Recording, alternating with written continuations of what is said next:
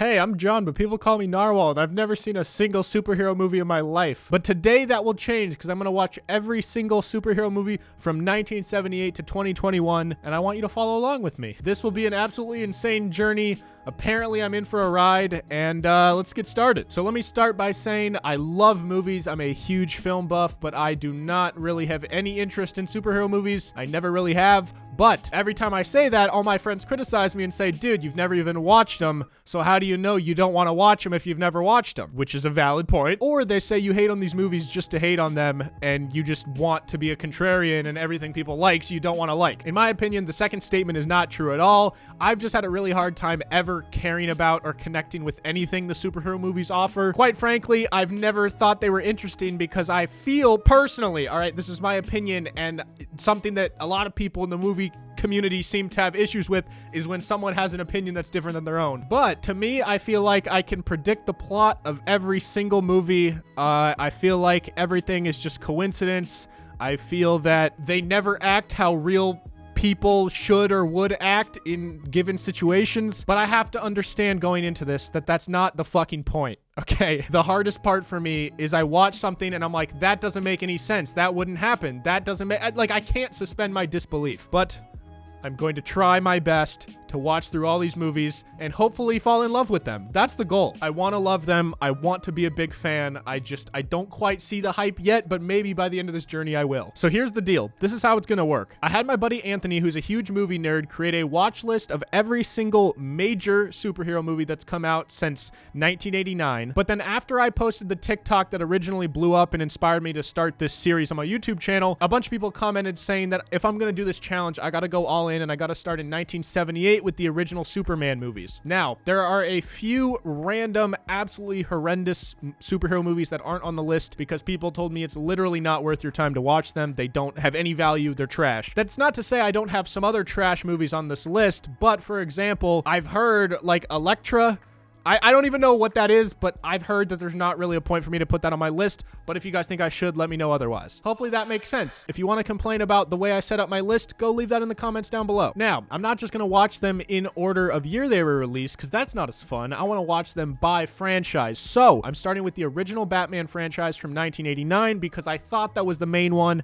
Once I finish that, I'll move on to the Superman franchise. And then we got Blade, X-Men, Spider-Man, Hellboy, Fantastic Four, Batman again, all the MCU movies, X-Men, Wolverine, Kick-Ass, Guardians of the Galaxy, Deadpool, Wonder Woman, Batman/Superman, Aquaman, and then the one-off movies. I also think there's only one Aquaman movie, so I don't really know why I did that, but I don't know. This journey will take me many months, so I encourage you guys to subscribe and follow along with me. And let's get into the first one I watched, which is the original Batman. Let me start by saying, I know absolutely nothing about superheroes at all right? So if anyone wants to talk some shit, or if I say something stupid, that's why, okay? Now, Jack Nicholson is absolutely incredible. I mean, he's always amazing, but when he was the Joker, I really realized that he just did not give a fuck about killing anyone. Like, there's a lot of characters in movies that kill innocent people with no mercy, but it seems like he actually truly enjoys that and just doesn't care. So that stood out. Something that really bothered me is when there's like a big fight scene when, for example, outside the town hall or whatever, the Joker is just mowing innocent people down. And then Bruce Wayne just kind of stands there like,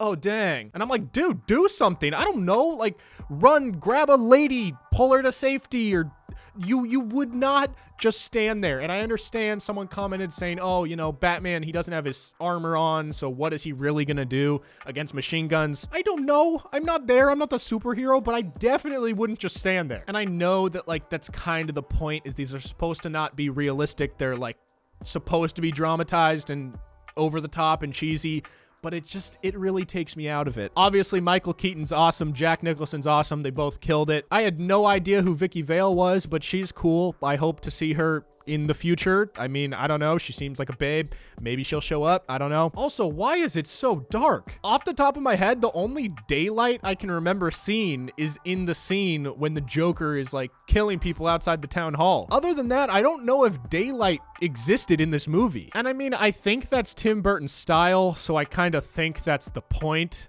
Like, it's this dark kind of gothic, gruesome vibe, but I'm like, I don't know. I wanted some color or some light, and it just didn't get it, so whatever. The sound effects absolutely sucked in the 80s, but, you know, that's kind of expected. I had a fine time watching this, you know? I mean, I would have rather watched a lot of other movies, but I didn't have a terrible time. I know this movie was very influential for cinema, and that, like, this, I think, was kind of the first time that superhero movies were like this. I don't know, because I haven't seen any other ones. So I get that from that perspective, you know, I can see why this is important and how nostalgia could make people feel like this is so important and so awesome. But in my opinion, just because something's important doesn't mean it's good. And also, just because you enjoy a movie doesn't mean the movie's good either. Like, there's movies I enjoy that suck, and then there's movies that I don't enjoy that are really good movies. So with that being said, I'll probably never watch this movie again, but, you know, I see the importance. I'll give it a 6.9 out of 10. It didn't quite get a 7 because I feel like if it's a 7, I, like, actually, you know, enjoyed it, and I was kind of there for it, but I wasn't ecstatic. Next up is Batman Returns. That should be up in a couple days from now. If you guys are excited for this series, please subscribe. Let me know if there's other movie content you want to see, because I am a huge movie fan, and I absolutely love movie channels like Carson Runquist, Chris Stuckman, Your Movie Sucks. Those are the type of channels that I absolutely love, and I've always wanted to make that type of content, but I kind of felt like I wasn't qualified, you know, because I'm not like a film dude. I'm just a dude who likes film. Also, I'm in my studio that I built for my podcast called Peak to Middle School, so if you guys want a comedy, fun, chill podcast, go check that out. And maybe I should start a movie podcast at some point. I don't know. This is the first video. Let me know what you guys think, and I'll see you guys next time. Peace.